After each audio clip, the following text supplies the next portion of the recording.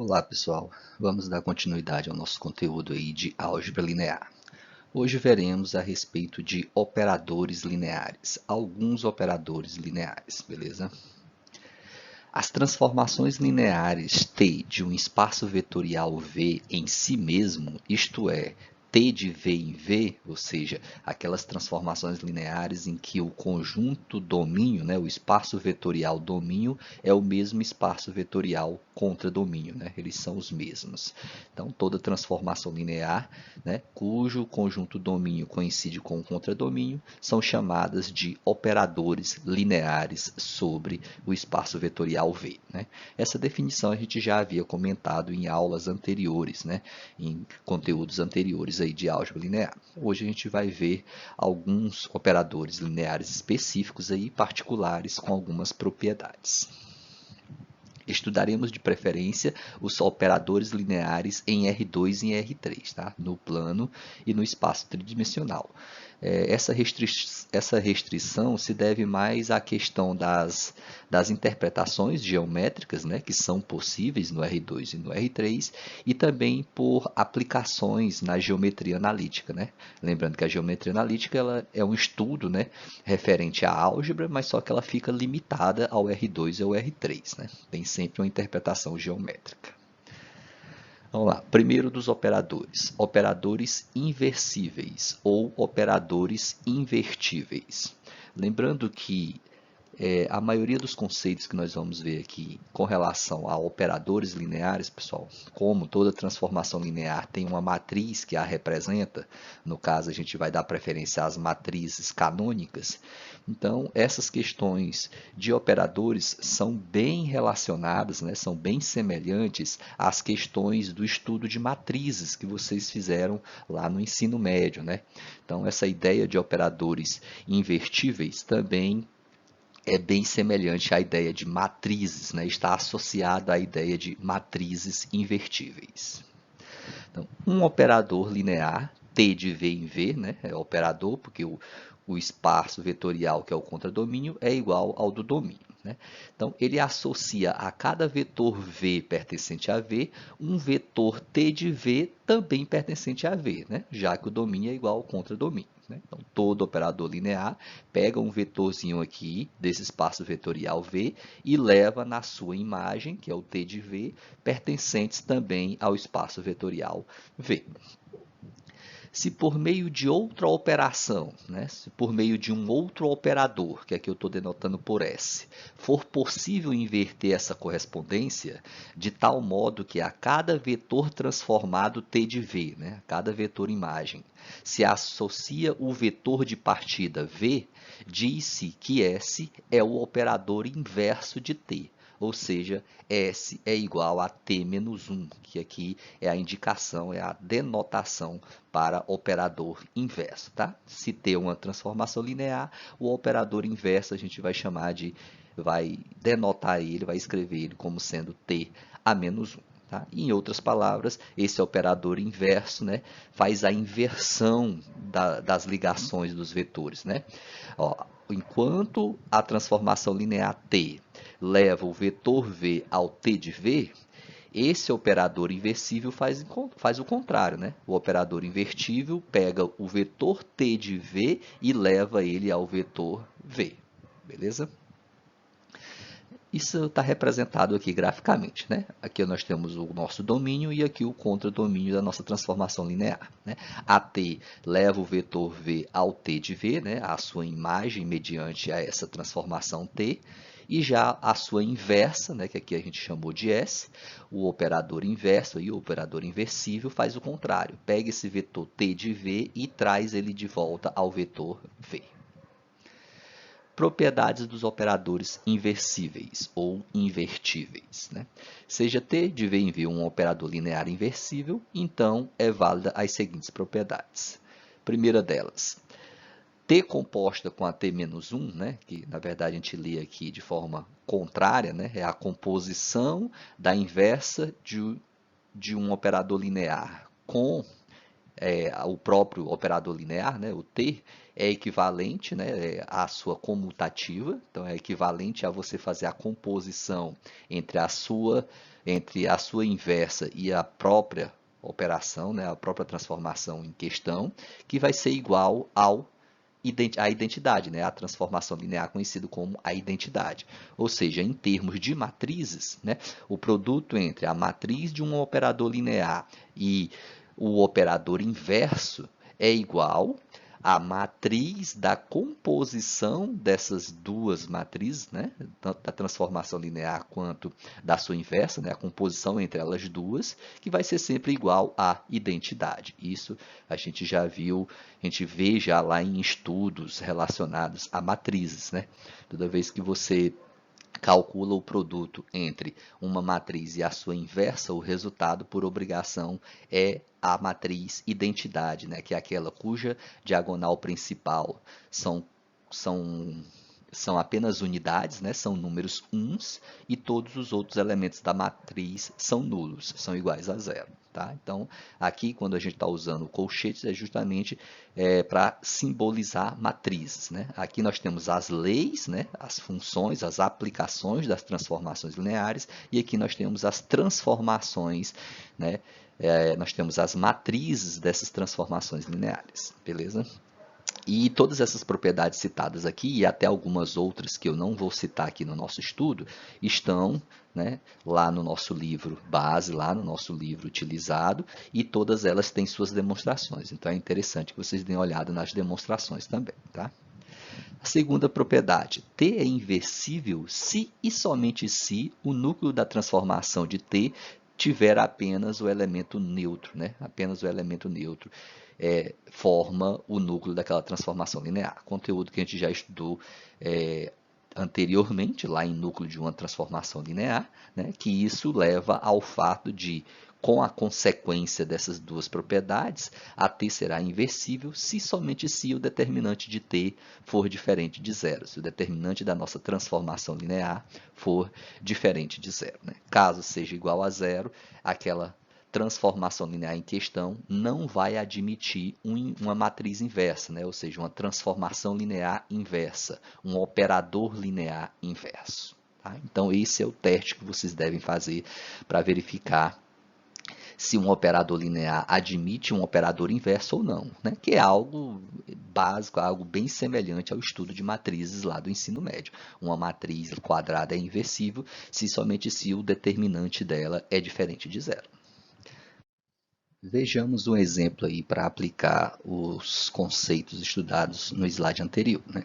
Seja o operador linear em R2 definido por t de xy igual a 4x menos 3y e menos 2x mais 2y. Ou seja, a t é uma transformação linear, é uma aplicação que leva o par ordenado xy a esse outro par ordenado, onde a primeira componente é dada por 4x menos 3y, ou seja, o quádruplo da primeira componente menos o triplo da segunda.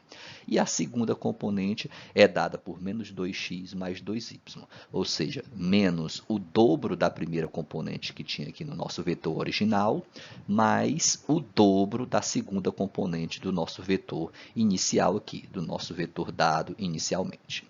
Então, pede-se mostrar que T é invertível, mostrar que essa transformação linear é inversível, né? Que ela admite uma transformação linear que faz o inverso, né? Que leva esse vetor no x, y. E na letra B, encontrar uma regra para esse operador linear inversível. Né? T a menos 1 é a notação de operador inverso da nossa transformação linear T, como a que define T, ou seja, como essa aqui, né? Aqui na questão é dada a lei que define T, ele quer que com algo semelhante a isso, né? Ou seja, de acordo com essa lei, quer que a gente descubra também a lei do seu operador inverso. Isso se ela admitir uma inversa, né? Que a gente vai verificar na letra A. Vamos lá, solução. A matriz canônica de T é essa matriz aqui, não é isso? Lembra como é que a gente encontra a matriz canônica de uma transformação linear quando se conhece a lei dessa transformação linear? né?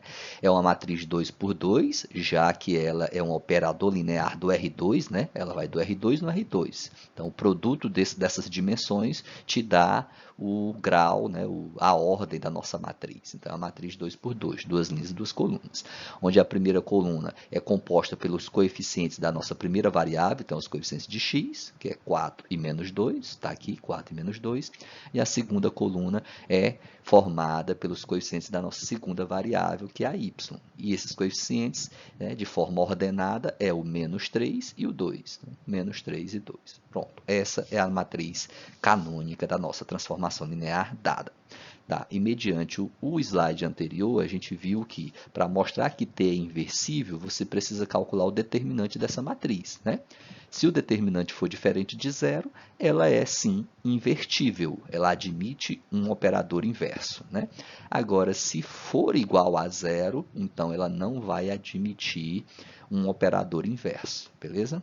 Vamos calcular o determinante. Então, como o determinante de t é igual, né? Produto da diagonal principal menos o produto da diagonal secundária, já que é uma matriz de ordem, né? Uma matriz quadrada de ordem 2. Então, 4 vezes 2, menos o menos 3 vezes o menos 2. Isso dá 8 menos 6, que é igual a 2. 2 é, na verdade, um número diferente de zero. Se é diferente de zero, então podemos concluir que essa transformação linear, que esse operador linear t é sim invertível ou inversível, tanto faz.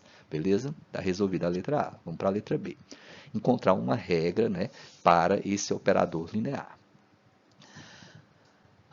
Para encontrar t-1, usamos a relação vista nas propriedades anteriores, né, do slide anterior, que o produto da matriz de uma transformação linear, né, produto da matriz, no caso vamos pegar a matriz canônica, o produto da matriz canônica de uma transformação linear pela sua inversa é igual à identidade. A gente já conhece essa matriz, que é a obtida na letra A, e a gente já conhece a matriz identidade de ordem 2 por 2, né? É aquela em que vai ter 1 na diagonal principal e zeros nos demais elementos, né? Então, fazendo essa substituição, a gente consegue descobrir quem é essa T-1, ou seja, quem é a matriz inversa aqui, que vai nos fornecer o operador inverso da nossa transformação linear T, beleza? Então, substituindo, quem é a nossa T? Ela é a matriz com esses elementos, 4 menos 3, menos 2 e 2, foi obtida aqui. A nossa matriz simétrica, nós não sabemos quem é ela, então coloquei ela em termos de A, B, C e D, mas sabemos que ela é de ordem 2 por 2, né? Sempre a mesma ordem dessas demais matrizes, já que se trata de um operador linear, né? Ou seja, vai do R2 no R2. A dimensão do domínio e do contradomínio são iguais. Então, e isso justifica o fato dessa inversa ter a mesma ordem, beleza? E aqui é a nossa matriz identidade, de grau 2, né, de ordem 2. 1 e 1 na diagonal principal e 0 nos demais elementos.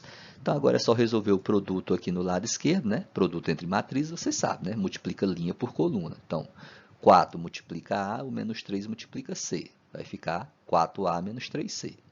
Aí depois multiplica pela segunda coluna. Então, 4 multiplica B e o menos 3 multiplica D. Então, vai dar 4B menos 3D. Agora passa-se para a segunda linha da primeira matriz, né? Essa segunda linha vai multiplicar a primeira coluna e a segunda coluna da segunda matriz. O menos 2 multiplica A e o 2 multiplica C. Então, vai ficar menos 2A mais 2C. Assim como o menos 2 multiplica B e o 2 multiplica C, que vai fornecer o resultado, né, a expressão menos 2B mais 2D, que é igual, e só repetir a matriz identidade no segundo lado da igualdade aqui, segundo membro.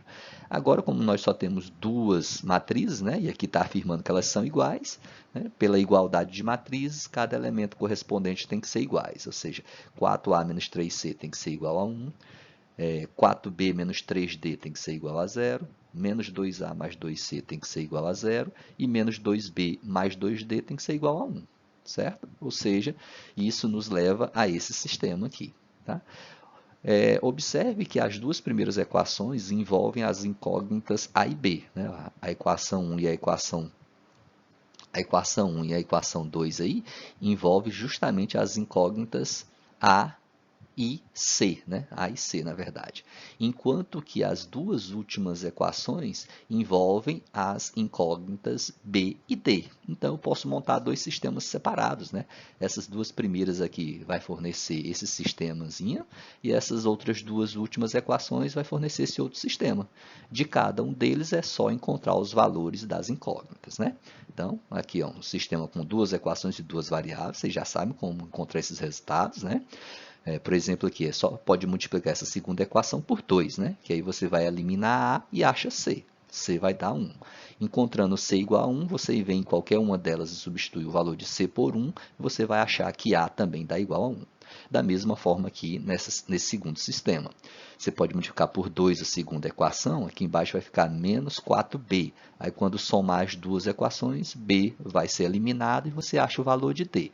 Você vai achar d igual a 2. Retorna em qualquer uma dessas duas equações, substitui o d por 2, que você vai achar b igual a 3 meios. Pronto, achei os termos, né, os elementos da nossa matriz inversa. Assim, a matriz inversa, né, a inversa de t, que foi colocada inicialmente como sendo A, B, C, D, agora só substitui. A e B é 1 e 3 meios, o C e D é 1 e 2. Pronto, essa aqui é a nossa matriz inversa. Obteve a matriz inversa, então fica fácil achar quem é a lei dessa transformação linear, né? Qual é a lei desse operador linear. Lembra que a primeira coluna representa os coeficientes de x e a segunda coluna os coeficientes de y. Então, portanto, o nosso operador linear inverso, ele vai de v em v, né? Porque é do R2 no R2, então a volta continua sendo do R2 no R2, né? Então, vai de v em v, vai do R2 no R2, de tal maneira que seja feito essa transformação, né? Ele pega um par ordenado xy e vai levar no par ordenado, vamos lá, 1 e 1 é os coeficientes de x, por isso que aqui tem só x e aqui tem x, e 3 meios e 2 é os coeficientes de y, né? Eu aconselho mais quando vocês estiverem montando essa lei, ao invés de olhar para a coluna, olhem para a linha. Então, essa primeira linha vai te fornecer a primeira componente aqui do nosso vetor, e a segunda linha vai te fornecer a segunda componente. Ó, a primeira linha, multiplica isso aqui por x e isso aqui por y. Então, vai ficar x mais 3 meios de y. Pronto, está aqui a primeira componente do meu vetor. Agora, a segunda componente vem para a segunda linha. Multiplica o primeiro por x e o segundo por y. Então, vai ficar x mais 2y. Pronto, está aqui a segunda componente. Então, o nosso operador linear é uma transformação linear que vai do R2 no R2, de tal maneira que ele transforma o par ordenado xy no par ordenado x mais 3 meios de y e x mais 2y. Tá? Então, uma forma de vocês estarem verificando se realmente vocês chegaram no resultado correto, pega um exemplo qualquer, né? Pega um vetor qualquer, por exemplo, aqui o vetor 1 e 2, e vê em qual vetor ele é transformado por essa transformação linear, 1 e 2. Então, vai ser transformado aqui, se substitui o x por y, o x por 1 e o y por 2 e faz as continhas. Depois, você pega esse resultado aqui, né? Se for 1 e 2, vai dar quanto aqui? 4 menos 6, né? Então, aqui vai dar menos 2. E aqui vai dar quanto? Menos 2 mais 4, né? Que aqui vai ser 2 o y, então menos 2 mais 4, então aqui vai dar 2. Então vai ser menos 2 e 2 o nosso vetor imagem. Aí você vem aqui e substitui o vetor por menos 2 e 2 e você terá que achar o resultado 1 e 2. Tá? Ou seja, tem que voltar ao vetor anterior que você tinha. Se isso ocorreu, é um indicativo de que sua solução está correta, ou seja, essa matriz obtida aqui realmente é um operador inverso da transformação linear dada aqui, beleza? Vejamos agora a respeito de operador ortogonal. Seja V um espaço vetorial euclidiano, um operador linear T de V em V é ortogonal se preserva o módulo de cada vetor. Isto é, se para cada V pertencente ao espaço vetorial V tem-se módulo de T de V igual ao módulo de V. Né?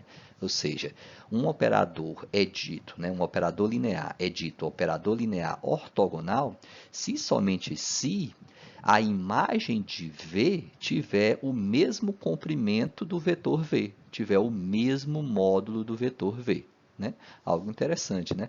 Nosso operador linear ele vai pegar o vetor V e levar em um outro vetor, provavelmente, né? Provavelmente não vai ser o mesmo vetor V, tá? Na maioria dos casos vai ser levado em um outro vetor diferente do vetor V, mas cujo vetor vai ter o mesmo comprimento do vetor V dado inicialmente. Tá? Se isso ocorrer para esse conjunto de vetores, então a nossa transformação linear em questão é chamada de operador linear ortogonal.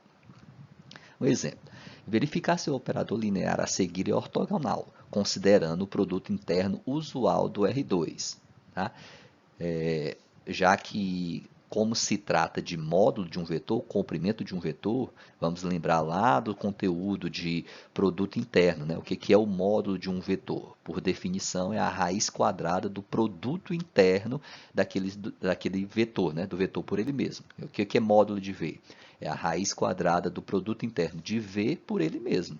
Então, a gente tem que saber no problema de qual produto interno se trata. Tá? Então, nesse exemplo, já está falando aqui que o produto interno é o produto interno usual. Tá? Se o problema não mencionar qual é o produto interno, vocês levem em consideração sempre o produto interno usual, tá? Que é o produto escalar estudado lá na geometria analítica.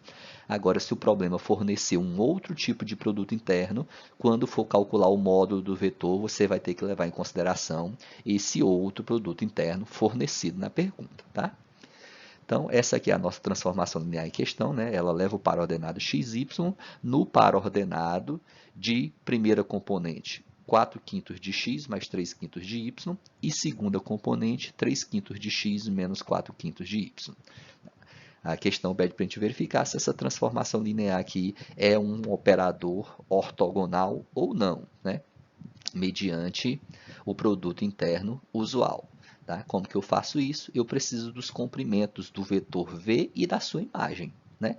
Então, vocês não vão fazer isso aqui de modo particular, não. Tá? Não vão pegar um vetor particular e calcular o módulo dele e depois calcular a sua imagem, o módulo dele, não. Vocês têm que verificar isso de forma genérica, porque tem que valer para qualquer vetor do espaço vetorial em questão, ou seja, para qualquer vetor aqui do R2. Tá? Então, a gente sabe como que é calculado o comprimento de um vetor xy, né? Quando se utiliza o produto interno usual, né? É a raiz quadrada de x ao quadrado mais y ao quadrado, né? Que é o produto interno dele por ele mesmo, xy vezes xy, pelo produto interno usual, dá x ao quadrado mais y ao quadrado. Como a gente está calculando o módulo, por definição, o módulo é a raiz quadrada disso. Tá? Então, a gente vai ter que mostrar que o módulo desse vetor resultante aqui, ó, que é a imagem de V, né? Que se V é x e y, T de V é justamente esse par ordenado aqui. Vamos calcular o módulo desse par ordenado e mostrar que ele vai dar exatamente a raiz quadrada de x ao quadrado mais y ao quadrado. Porque se der diferente, então ele não será um operador ortogonal. Tá? Solução. Temos que o módulo de t de xy, né, o módulo desse vetor t de xy, o comprimento dele, é dado pela raiz quadrada do produto dele por ele mesmo. Certo? Então, você tem que pegar esse vetorzinho aqui, né, ó, esse vetor dessas coordenadas aqui, produto por ele mesmo. Certo? E é o usual. Então, essa primeira componente vai multiplicar ela mesma, então dá ela ao quadrado, mais essa segunda componente vai multiplicar ela mesma, então dá ela ao quadrado. Né? E eu tenho que ver quanto que vai dar essa expressão. Então, é só resolver esses produtos notáveis. Né? Então, vocês já sabem como fazer isso aqui. Né? É o quadrado do primeiro termo, mais 2 vezes o primeiro pelo segundo, mais o quadrado do segundo. Vai dar essa expressão. Nesse segundo produto notável, vai dar essa outra expressão. Tá? Então, reduzindo os termos semelhantes, né? Pegando aquele que tem x quadrado com os que tem x quadrado, aqueles que tem xy com os que tem xy, que vai se anular aqui, né? 24 sobre 25 avos de xy menos 24 sobre 25 avos de xy se anula. Vai sobrar só esses outros termos e dá para operacionalizar eles. Né? Esse que tem y quadrado com esse outro que tem y quadrado vai nos dar esse resultado. Né? Raiz quadrada de 25 sobre 25x quadrado, né? Mais 25 sobre 25y quadrado. 25 sobre 25 é 1, então, na verdade, raiz quadrada de x quadrado mais y quadrado. Mas como eu mencionei inicialmente, raiz quadrada de x quadrado mais y quadrado é, na verdade, o comprimento do vetor xy, né? É o módulo do vetor xy. Ou seja, a gente mostrou que tanto o comprimento do t de xy, ou seja, tanto o comprimento da imagem do vetor xy, quanto o do vetor xy dá o mesmo resultado, tá? Raiz quadrada de x quadrado mais y quadrado. Então, são iguais. Ou seja, mostramos o que foi colocado aqui na definição de operador ortogonal, né? Isso para todo vetor do R2. Portanto, T é um operador ortogonal do R2 mediante o produto interno usual. Beleza? Se fosse outro produto interno, a gente teria que testar para esse outro produto interno, tá? E não significa que ele vai ser um operador, se ele é um operador ortogonal mediante o produto interno usual, não significa que ele vai ser um operador linear para qualquer outro produto interno, não. Tem que ser testado para cada um que for fornecido. Considerando o R2 com o produto interno usual também, a rotação do plano de um ângulo θ dado por, né, a gente já conhece isso aqui lá no estudo de transformações lineares planas, né? A gente sabe que a rotação do plano, né, de um vetor genérico xy no plano lá, uma rotação em relação à origem é dado por essa transformação linear, né? E pode-se demonstrar que esse operador linear, ele é um operador linear ortogonal, tá? Vocês podem calcular quanto que vai dar o módulo desse vetor aqui, ó. Calcule o módulo dele, que nem eu fiz aqui, com esse aqui. E vocês também vão chegar que o resultado vai dar raiz quadrada de x quadrado mais y quadrado, ou seja, o mesmo comprimento desse vetor aqui. Tá? Tentem fazer isso. Até coloquei aqui, ó, fica como exercício a prova desse resultado para vocês aí. Observação. Como o produto interno de dois vetores, u e v, né? U dado por coordenadas a1, a2 até a n, e v de coordenadas b1, b2 até bn. Em relação a uma base ortonormal, né? Lembre o que é uma base ortonormal. É uma base que tem vetores que são normais, ou seja, comprimento igual a 1, e são ortogonais 2 a 2, né? Formam ângulos de 90 graus 2 a 2. Ou seja, o produto interno entre eles é sempre igual a zero. Se você tomar dois vetores distintos lá dessa base, desse conjunto, o produto interno dele vai dar sempre igual a zero. E esse produto interno entre U e V dá justamente essa expressão aqui, né? A1B1 mais A2B2 mais A3B3 até o ANBN, né? Que é, na verdade, o mesmo produto escalar, né? Lá do R2 ou do R3. Só que aqui nós estamos estendendo esse conceito para o Rn, né? Nossos vetores aqui têm n componentes, tá? N coordenadas, né? Então, por isso a demonstração aqui, né? Não apenas do R2 e do R3. Quando eu falo em produto escalar, eu estou mencionando apenas do R2 e do R3. Mas, na verdade, isso aqui vai valer para o Rn, desde que os vetores da base sejam ortogonais, tá? Desde que eles sejam ortogonais, esse produto interno vai ser sempre verdadeiro. Porque se não forem ortogonais, dependendo do produto interno, o resultado não é essa expressão, não é esse número real, é uma expressão diferente. Beleza? Então, se esses vetores forem expressos na forma matricial, né, como é que colocam o vetor na forma matricial, aqui é a forma analítica do vetor U, aqui é a forma matricial, né? É só pegar esses elementos e colocar na forma de uma matriz coluna, com uma única coluna e de forma ordenada, A1, A2, A3 até a N. E o vetor V também aqui está na sua forma analítica e aqui eu coloquei na forma matricial. Então, fazendo isso, concluiremos que o esses colchetes aqui representam o quê? Matrizes, né? Ou seja, a forma matricial do produto interno desses dois vetores é equivalente a você calcular o produto entre essas duas matrizes, onde a primeira dela é uma matriz, que seria a matriz transposta do vetor U, né? Porque o vetor U, a forma matricial dele é na forma de coluna. Aqui está na linha, né? Na forma de matriz linha. Né? Uma matriz que tem, aqui no caso aqui, ele tem uma única coluna, tem uma única coluna e aqui ele tem uma única linha. Por isso que aqui eu estou chamando de matriz linha. Tá? Então foi feita uma transposição. Os elementos que formavam a linha dessa matriz agora passaram a formar a coluna dela. Então foi feita a transposta. Né? Vocês sabem desses conceitos lá no ensino médio, lá de transposta de uma matriz. Já a matriz V manteve-se como matriz coluna, tá? Então, calcular o produto dessas duas matrizes vai dar justamente o produto interno de U por V, já que o produto interno de U por V é dado por essa expressão, né? Como que faz o produto dessa matriz por essa? O primeiro elemento multiplica o primeiro, o segundo multiplica o segundo, o terceiro multiplica o terceiro, o quarto multiplica o quarto. Isso porque você está pegando uma linha e multiplicando por uma coluna, que é assim que se faz o produto entre matrizes, né? Então, por isso que fica A1B1, A2B2, até a NBN, tá?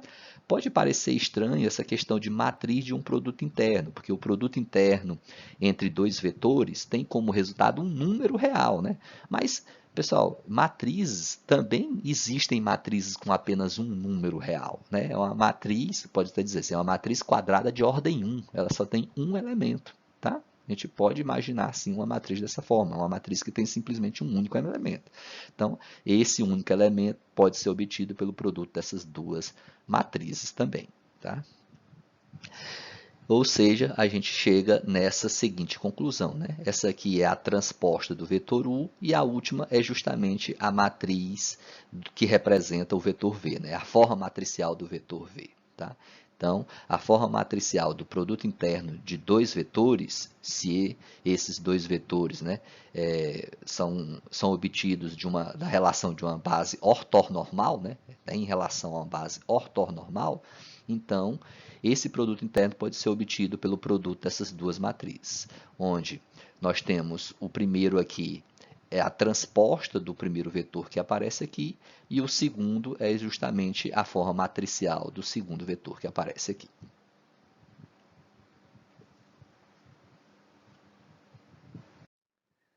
Vejamos algumas propriedades dos operadores ortogonais. Primeira delas, a inversa da matriz de T coincide com sua transposta, isto é, né, a inversa da matriz de T, né, no caso a gente vai estar levando em consideração sempre a matriz canônica, tá, mas valem para outras matrizes também. Tá? A inversa da matriz canônica de T é igual à transposta da matriz canônica de T. Tá?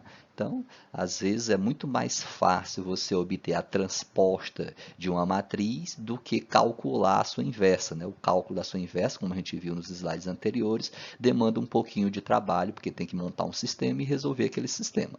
Agora, obter a sua transposta é muito simples, né? É só trocar linha por coluna. A primeira linha da matriz passa a ser a primeira coluna, a segunda linha passa a ser a segunda coluna e assim por diante. Tá? No entanto, isso só é válido para transformações lineares ortogonais, ou seja, para operadores ortogonais. A matriz T, né, a matriz canônica da nossa transformação linear aqui, tal que a transposta é igual à sua inversa, né, tal que a transposta é igual à inversa dessa matriz, é chamada matriz ortogonal. Né? Assim como a gente chamamos T de transformação linear ortogonal, operador linear ortogonal, a sua matriz é chamada de matriz ortogonal. Algo bastante óbvio, né?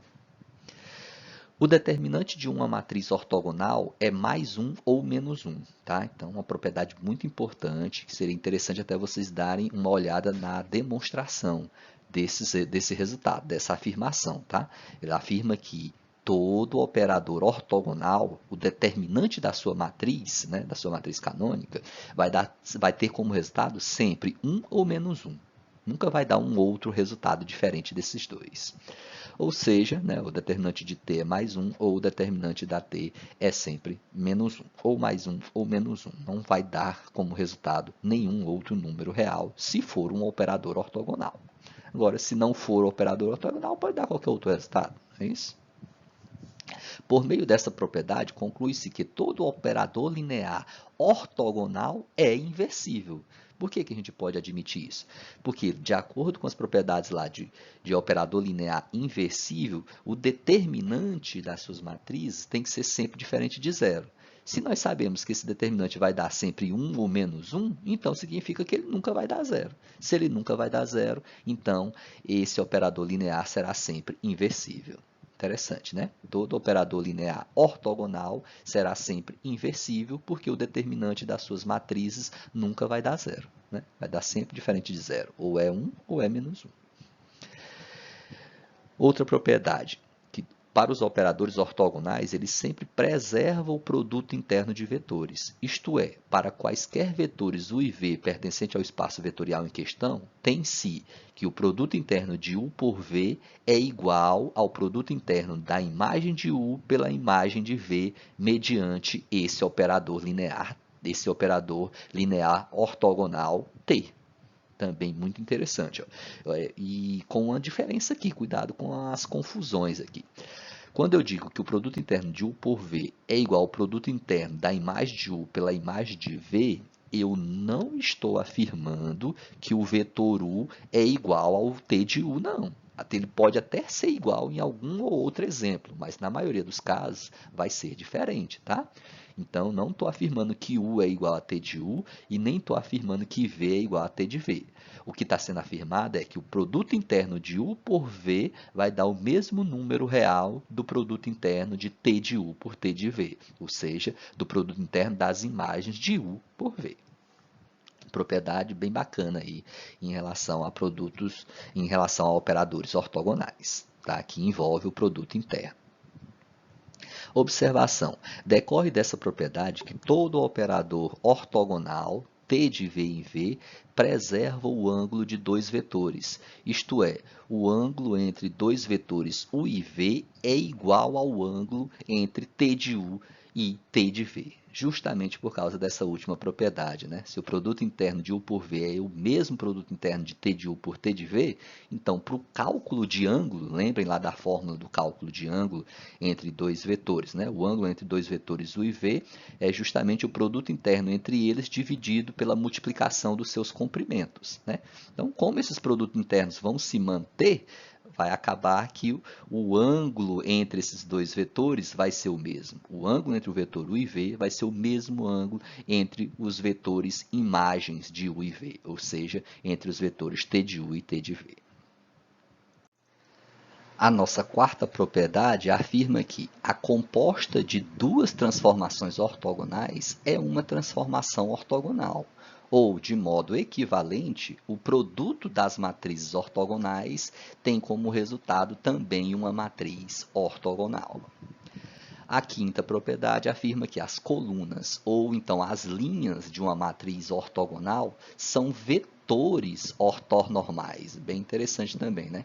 Então, dado um operador linear ortogonal, ao extrair dali a sua matriz, né? No caso a matriz canônica, as colunas ou então as linhas dessa matriz vão ser vetores ortonormais, ou seja, vetores unitários, né, que têm comprimento igual a 1 e que são ortogonais 2 a 2, né, formam um ângulo de 90 graus entre eles, né, ou em termos de produto interno, o produto interno entre eles dará sempre zero. Operador simétrico. Vamos para a definição de operador simétrico. Diz-se que um operador linear T de V em V é simétrico se a matriz que o representa numa base ortonormal é simétrica. Isto é, a transposta de T é igual à própria T. Né? Outra definição bem importante aqui, bem interessante. Né? Diz-se que um operador linear T de V em V é simétrico se a matriz que o representa numa base ortonormal, ou seja, uma base de vetores que são normais e unitários, é simétrica. Isto é, se a sua transposta é igual a ela mesma. Ou seja, se você pegar a matriz de uma transformação linear e, ao obter a transposta dela, verificar que você obteve a mesma matriz anterior, então esse operador linear em questão, essa transformação linear em questão, será dito um operador linear simétrico. Observação: demonstra-se que a matriz do operador simétrico é sempre simétrica, independente da base ortonormal do espaço, tá? Pode ser qualquer uma delas. Muito embora a gente vai estar trabalhando mais apenas com as bases canônicas, tá? Mas qualquer outra base que seja base ortonormal, é possível você demonstrar que a matriz do operador linear simétrico também é uma matriz simétrica. Segunda observação é que o operador simétrico é também chamado de operador autoadjunto. Então, às vezes vocês podem encontrar essa expressão nos exercícios aí, né? Quando falar em operador autoadjunto, está falando de operador simétrico. Vejamos agora um exemplo, né? Verificar se o operador linear do R2 a seguir é um operador linear simétrico ou não. Tá? E essa transformação linear, esse operador linear, um operador que vai do R2 no R2, que transforma o par ordenado xy no par ordenado 2x mais 4y, 4x menos y. Solução, né? Primeiro, a gente precisa da matriz canônica dessa transformação linear. Vocês sabem que a primeira coluna é formada pelos coeficientes da primeira variável, então é a de x, 2 e 4, está aqui, 2 e 4. A segunda coluna é formada pelos coeficientes da segunda variável, que nesse caso é y, então é 4 e menos 1. Está aqui, 4 e menos 1. Agora é só obter a transposta dessa matriz encontrada aqui, né, da matriz canônica da nossa transformação linear. Como que se obtém a matriz transposta de uma matriz dada? Aquilo que era linha passa a ser coluna, né? A primeira linha, 2 e 4, passa a ser coluna, 2 e 4. O que era coluna, 4 e menos 1, passa a ser... Não, o que era linha aqui, segunda linha, 4 e menos 1, passa a ser a segunda coluna, 4 e menos 1. No entanto, se vocês olharem para essas duas matrizes, observem que elas são exatamente iguais. E isso que é simétrico. Isso aqui é operador simétrico. Isso aqui é matriz simétrica, né, em estudo de matrizes, em estudo de transformações lineares. Portanto, como a transposta da nossa matriz, né, da matriz canônica da nossa transformação linear, é exatamente a matriz canônica, podemos concluir que T é sim um operador simétrico. Tá? No R3, né, podemos ter um outro exemplo também aqui. Ó, o operador T, definido como T de x, y, z, né, onde a primeira componente é x menos y, a segunda é menos x mais 3y e a terceira menos 2z mais 2y, é simétrico e sua matriz canônica é dada por essa aqui. Né? A primeira coluna é os coeficientes de x, 1, menos 1 e 0, porque aqui não vai ter x, menos 1, 3 e menos 2, né? Ó, menos 1, 3 e o coeficiente de y aqui que é menos 2, e a terceira coluna os coeficientes de z. Aqui não tem z, então é 0. Né? Aqui o coeficiente de z é menos 2z, né? E a última não aparece z, né? Aqui na última componente não aparece z, então seu coeficiente é 0. Tá? Então, o que você tem que fazer para verificar realmente se ele é simétrico? Pega a transposta. Né?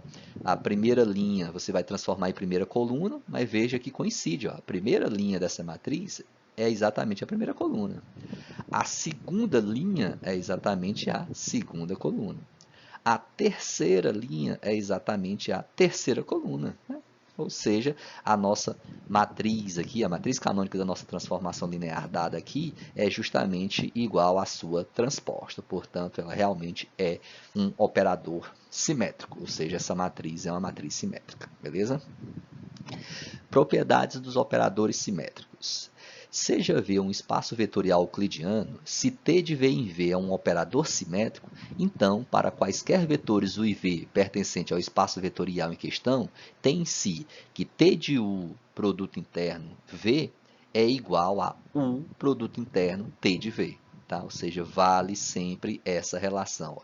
Produto interno entre esses dois vetores, que é o V e a imagem do U, será igual ao produto interno do U com a imagem de V. É cruzada a ideia aqui, né? Imagem de U com V, aqui é a imagem de U, produto interno V, e aqui é o vetor U, produto interno, imagem de V. Um exemplo, verificar a propriedade citada acima para o operador simétrico do R2 dado por essa lei aqui. Ó.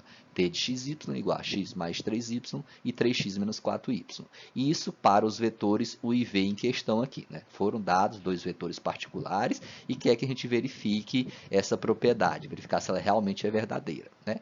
Ou seja, a gente vai pegar um vetor vezes a imagem do outro, e depois a gente vai pegar esse outro vetor vezes a imagem do primeiro e verificar se os resultados dão exatamente os mesmos. Tá? É para ocorrer, né? Já que esse operador é um operador simétrico. Calculemos, né, o T de U e o T de V, porque o vetor U e o vetor V já nos foi dado. Então, se U é 2 e 3, quem é o T de U? É justamente o T de 2 e 3. Ou seja, você vem aqui e substitui x por 2 e y por 3 e faz essas continhas. Vai dar 11 menos 6. Agora vamos calcular o T de V. O T de V é justamente a T de 4 e 2, né? Porque o vetor V tem coordenadas 4 e 2. E como que se obtém o T, né? A imagem do vetor 4 e 2, você vem aqui na lei da nossa transformação linear e substitui o x por 4 e o y por 2. Fazendo as continhas, você vai obter a imagem, né? O vetor 10 e 4, para ordenado 10 e 4. Então, mas, vamos fazer agora os produtos aqui, né? O produto interno, no caso aqui o produto interno usual, né? O produto interno de T de U com V, que já que não falou qual era o produto interno, a gente vai levar em questão o produto interno usual. Mas, o produto de T de U por V, então, T de U é 11 e menos 6, substituir aqui. Produto interno V, que é 4 e 2, então, calculando o produto interno usual, né? Primeiro multiplica o primeiro, segundo multiplica o segundo e soma-se o resultado, né? Então, vai dar 44 menos 6 vezes 2, menos 12, que dá 32. Agora, vamos fazer o contrário, né? O cruzado. Pegar a imagem de V e calcular o produto interno com o U, né? Então, pegando o vetor U, produto interno com T de V, né? Lembrando que produto interno, pessoal, é comutativo, tá? O produto interno é comutativo, que não importa se eu começo pelo T de V ou se eu começo pelo U, o resultado vai dar o mesmo, tá? Então, o produto interno T de V substitui o U, que tem coordenadas 2 e 3, foi o que o problema nos deu aqui. Produto interno T de V, que a gente encontrou 10 e 4. Então, 2 vezes 10, 20, mais 3 vezes 4, 12, também dá 32. Então, como esses dois produtos internos são iguais, está demonstrada, então, a verificação dessa propriedade para esse caso, né? Para essa transformação linear e esses dois vetores, né? Então, como se vê, T de U, produto interno V, é igual a U, produto interno T de V, tá? Aqui, para esse exemplo, pessoal, ele não serve para você demonstrar a propriedade, não, tá? É só uma verificação, tá? Não é a demonstração da nossa propriedade, não. Aqui, por esse exemplo, a gente está verificando só para um caso particular. A demonstração dessa propriedade vocês vão encontrar no livro lá, porque aí vocês têm que considerar o vetor U e V como sendo vetores genéricos lá do espaço vetorial em questão, tá? Então, é um cálculo bem maior, é uma ideia bem maior aí, bem mais um pouco complexa, mas que se vocês der uma lida lá, vocês vão conseguir entender, porque só envolvem conceitos já estudados até então. Beleza? Bom estudo a todos, já vão aí começando a se preparar para a nossa segunda prova.